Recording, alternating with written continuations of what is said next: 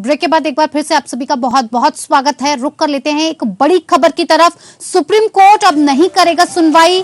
महिला पहलवानों के यौन शोषण के मामले की सुनवाई मामले में एफआईआर दर्ज हो चुकी है। सुप्रीम कोर्ट की तरफ से कहा गया है, एफआईआर को लेकर मांग की गई थी जो कि पूरी हो चुकी है। सुप्रीम कोर्ट ने महिला पहलवानों को कहा भविष्य में संबंधित मजिस्ट्रेट या हाईकोर्ट का रुख कर सकती हैं। रिटायर्ड जज से मामले की जांच की मांग खारिज। सुप्रीम कोर्ट ने महिला पहलवानों की याचिका पर सुनवाई बंद कर दी। पहलवानों की याचिका पर सुप्रीम कोर्ट का दिल्ली पुलिस को फटकार, अभी तक पीड़िताओं के बयान दर्ज क्यों नहीं हुए। इस वक्त की बड़ी खबर आपको बता दें कि सुप्रीम कोर्ट ने अब पहलवानों की जो सुनवाई है, महिला पहलवानों के यौन शोषण के मामले की सुनवाई पर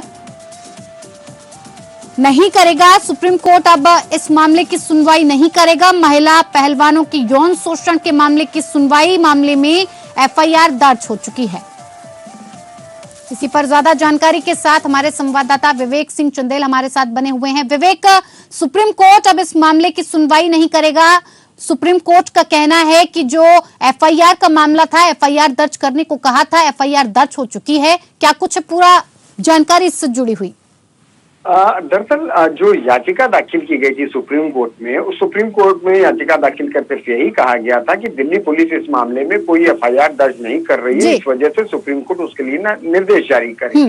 हालांकि सुप्रीम कोर्ट के इस मामले में इंटरवेंशन के बाद जब याचिका पर सुनवाई की, उस दौरान जो दिल्ली पुलिस की तरफ से कहा गया कि इस मामले में हम प्रारंभिक जांच, जो इनिशियल जांच होती है, इन्वेस्टिगेशन होती है, वो कर रहे हैं। इसके बाद इस मामले में एफआईआर दर्ज की जाएगी। और जब पिछली सुनवाई हुई तो उस दौरान एसजी की तरफ से कहा गया कि इस मामले में आज शाम तक एफआईआर दर्ज कर लिया जाएगा। इसका मतलब कि एफआईआर दर्ज कर ली गई। और आज जब सुनवाई हुई तो सुनवाई के दौरान एसजी की तरफ से कहा गया कि इस मामले में एफआईआर दर्ज हो चुका है। इसके अलावा जो 7 महिला पहलवान हैं जिनकी तरफ से शिकायत की गई है, हालांकि सुप्रीम कोर्ट में 3 ही महिला पहलवान आई हैं, लेकिन 7 महिला पहलवानों की तरफ से शिकायत दर्ज कराई गई है। उस शिकायत की जांच हो रही है, उसमें से 2 से पूछताछ करनी बाकी है और 4 से जो प्रारंभिक जांच होती है इस मामले की वो हो चुकी है। हालांकि जो सीजीआई है उन्होंने ये भी जरूर पूछा कि क्या इस मामले में 164 का बयान दर्ज किया जा चुका है, क्योंकि जब भी ऐसी कोई घटना होती है इस मामले में सबसे पहले जो पुलिस होती है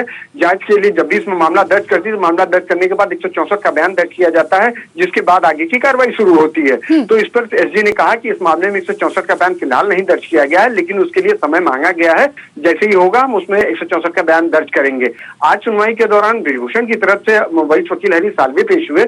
उन्होंने कहा कि मेरे खिलाफ एफआईआर दर्ज की गई है और सुप्रीम कोर्ट में याचिका दाखिल करने के बाद मुझे इसमें पक्षकार नहीं बनाया गया, इस वजह से हमारा भी पक्ष सुना जाए।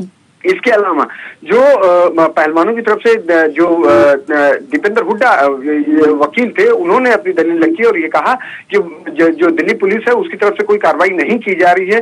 जो जांच होनी चाहिए वो किया जा रहा है, लेकिन अभी पूरी कार्रवाई नहीं हो रही है। इसमें सुप्रीम कोर्ट भले ही इस मामले की सुनवाई ना करे, लेकिन सुप्रीम कोर्ट के किसी रिटायर्ड जज की निगरानी में इसकी जांच की जाए। तो सीजीआई ने कहा कि इस मामले में जो आपकी मांग थी कि इस मामले में एफआईआर दर्ज हो, वो हो गई है। तो यहाँ इसका पर्पज अब नहीं रह जाता कि इस मामले को आगे यहाँ सुना जाए। वहीं एसजी ने इस बात पर जोर देके कहा कि इस मामले में जो इनकी मांग थी एफआईआर की, वो पहले ही पूरी की जा चुकी है। उसके बावजूद भी यहाँ पे इस मामले को सुनवाई करने का कोई हक नहीं है। जब दीपेंद्र हुड्डा की तरफ से ये कहा गया कि जो आरोपी यानी कि ब्रिजभूषण शरण डब्ल्यूएफआई के प्रमुख है, ये मीडिया चैनलों पे बयान दे रहे हैं, इस पर जो एसजी और हरीश साल्वे दोनों की तरफ से अपोज करते हुए कहा गया कि अगर जो आरोपी है वो टीवी में बयान दे रहे हैं तो ये जो धरने पे बैठे पहलवान हैं वो भी टीवी पे इंटरव्यू दे रहे हैं। तो और इसके अलावा एसजी ने ये भी कहा कि जो पूरा ठीक है विवेक, बहुत बहुत धन्यवाद तमाम जानकारी इससे जुड़ी हुई हम तक पहुंचाने के लिए।